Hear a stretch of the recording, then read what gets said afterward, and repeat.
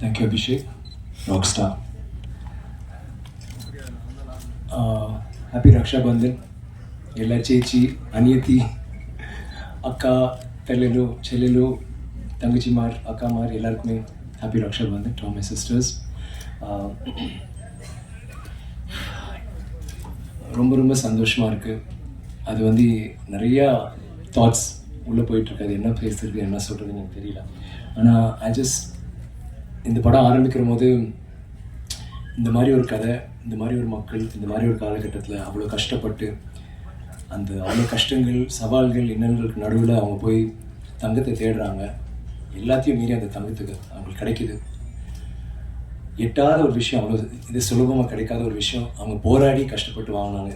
எங்கள் பயணமும் கிட்டத்தட்ட அப்படி தான் நினைக்கிறேன். இந்த படத்தில் வந்து நாங்கள் எல்லாருமே கஷ்டப்பட்டோம். எல்லாருமே அவ்வளோ இந்த படத்தில் நடிக்கும்போது யாருமே நடிக்கலை. அங்கே போயிட்டு நம்ம நடித்தா அந்த உணர்ச்சி, அந்த உண்மை உங்களுக்கு தெரிஞ்சிருக்காதுன்னு நினைக்கிறேன். நாங்கள் எல்லாருமே அது மாதிரியே ஆகிட்டோம். அவங்க எப்படி வாழ்ந்தாங்களோ அந்த மாதிரி தான் இருந்தோம். நானும் இல்லை, எங்கள் தங்களான் குடும்பம், ஆர்டிஸ்ட் எல்லாருமே கஷ்டப்பட்டு அந்த ஒரு இதில் தேலும் பாம்பும் விளையாடுற ஒரு மைதானத்தில் நாங்களாம் கபடி விளையாண்டோம். இந்த வெயில், குளிர் எல்லாத்துக்கும் நடுவில் அங்கே போனோம். எல்லாத்துக்கும் ஒரு முடிவாக நாங்கள் தங்கத்தை கண்டுபிடிச்சோம். இந்த வெற்றி தான் அது. இதுக்கு வந்து அவங்க எல்லாருக்கும் தான் தேங்க்ஸ் சொல்லணும். ஏன்னா நான் அந்த ஒரு ட்ரெய்லர் போடும்போது பார்த்தேன் 4 stars, 3.5 stars, 5 star, எதுவுமே 3க்கு கீழே வரல. அந்த மாதிரி ஒரு அப்ரிசியேஷன், நிறைய நல்ல வார்த்தைகள் சொன்னீங்க. ரொம்ப ரொம்ப நன்றி. இந்த படம் ரஞ்சித் என்னை மீட் பண்ணும்போது அவர் என்கிட்ட வித்தியாசமாக ஏதோ ஒன்று பண்ணலான்னு சொல்லிட்டு இந்த கதை சொல்லும்போது சொன்னார், நீங்கள் வந்து முடியை மட்டும் கொஞ்சம் எடுக்கணும்னு சொன்னார். நான் வந்து எவ்வளோ எடுக்கலாம் ரஞ்சித் அப்படின்னு. அப்புறம் பாதி தலை வரைக்கும் நீங்கள் மொட்டை அடிச்சிடணும்னா சரியா. அதுக்கப்புறம் ஒரு சின்ன அமைதி, கொஞ்ச நேரத்தில் சொன்னார் நீங்கள் கோமணம் கட்டணும் அப்படின்னாரு. ஸோ எனக்கு அப்புறம் சொன்னார், இது வந்து எல்லாருமே பண்ண மாட்டாங்க. இன்ஃபேக்ட் யாருமே பண்ண மாட்டாங்க. அது ஒரு மெயின் ஸ்ட்ரீம் ஹீரோ வந்து இது வந்து பண்ணுறதுக்கு கொஞ்சம் யோசிப்பாங்க. நீங்கள் என்ன நினைக்கிறீங்க? நான் சொன்னேன், எனக்கு சொன்னோன்னே ஒரு மாதிரி தூக்கி வாரி போடுச்சு. ஒரு பக்கம் ஒரு பயங்கரமான பயம். ஏன்னா நம்ம எப்பவுமே ஒரு இமேஜை ப்ரொஜெக்ட் பண்ணுறோம். எப்படி தெரியும் ஸ்க்ரீனில், will I be able to carry it off, என்னால் இதை செயல்படுத்த முடியுமா? இன்னொரு பக்கம் ஒரு பயங்கர எக்ஸைட்மெண்ட், ஐயோ இது மட்டும் நம்ம கரெக்டாக பண்ணிட்டா இப்படி இருக்கும்ல அப்படின்ட்டு. ஆனால் அதில் எனக்கு என்ன அழகுனா, ரஞ்சித்ன்ற ஒரு இயக்குனர் வந்து என்கிட்ட வந்து அதை பற்றி சொல்லும்போது நான் எப்பவுமே சொல்லுவேன், அவர் ஆதாமா நடிக்கணும்னு சொன்னால் கூட நான் வந்து கண்டிப்பாக நடிச்சிருவேன். எனக்கு அந்த ஒரு பலம் எனக்கு இருந்துச்சு. எனக்கு தெரியும் நான் இந்த மாதிரி இல்லை, சட்டையெல்லாம் போட்டிருக்கேன்.